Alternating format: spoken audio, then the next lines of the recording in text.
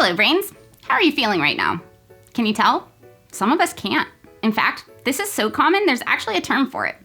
Sorry, I don't know that. Alexa. Hi there. Alexa, Hello. not you. It's 59 degrees with clear skies and sun. I don't need to know the weather. Today's forecast calls for more of the same. I'm trying to do a with video. A high of 67 and a low of 36. Okay, now might be a good time to unplug certain devices. I'll wait. While I wait, I want to talk for a minute about BetterHelp, who is sponsoring this video. BetterHelp is an online counseling platform that connects you with a licensed therapist that matches your individual needs. You can message them whenever you want through text and, if you want, video.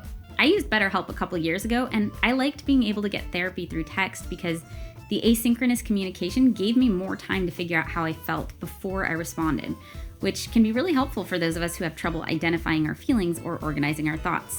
With BetterHelp, you can start communicating with someone within 48 hours of signing up. It's not a crisis line, it is actual therapy. But if you're currently in crisis and need help, I've linked to some crisis lines in the description below. If you want to learn more about BetterHelp, go to betterhelp.com/ADHDhowto and complete the questionnaire so that they can better understand where you're at and match you with the right therapist. And like with any service that helps you find a therapist, look up the therapist and make sure they're a good fit for you. In the meantime, devices off. All right, let's talk about alexithymia. Alexithymia, noun, is the inability to identify and describe what one is feeling, whether an emotional state or a physical state. It's a Greek word that loosely translates into having no words for emotions. It was first coined in the 1970s by Dr. Peter Sifnios to describe his patients who couldn't find the appropriate words to describe their emotional states. While most people can tell what they're feeling if those feelings are intense enough, people who experience alexithymia often can't. It's a kind of emotional blindness. They might be able to tell they're feeling something, just not exactly what. And they tend to have trouble identifying what others are feeling too.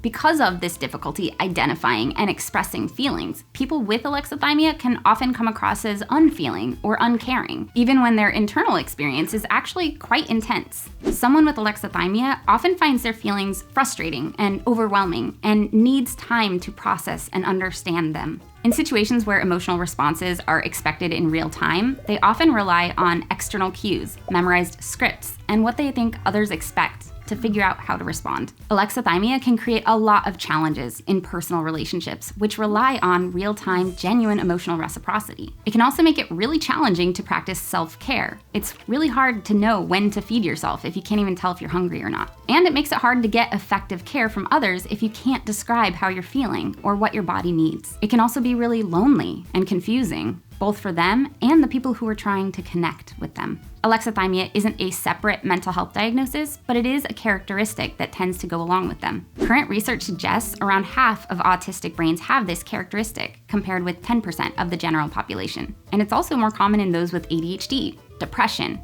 and PTSD. Because it's not a diagnosis, there's currently no specific treatment for alexithymia, but it is something mental health professionals need to be aware of while treating the mental health condition that it accompanies, since therapy typically requires talking about how we feel. If this sounds familiar and you'd like to learn more about alexithymia, I've included resources in the description below. If not, maybe the next time someone struggles to express how they're feeling, give them the space to do it, or give them a few choices of what you suspect they might be feeling. And don't assume that what it looks like somebody is feeling is actually how they feel. Some people need more time or a little help processing to figure it out.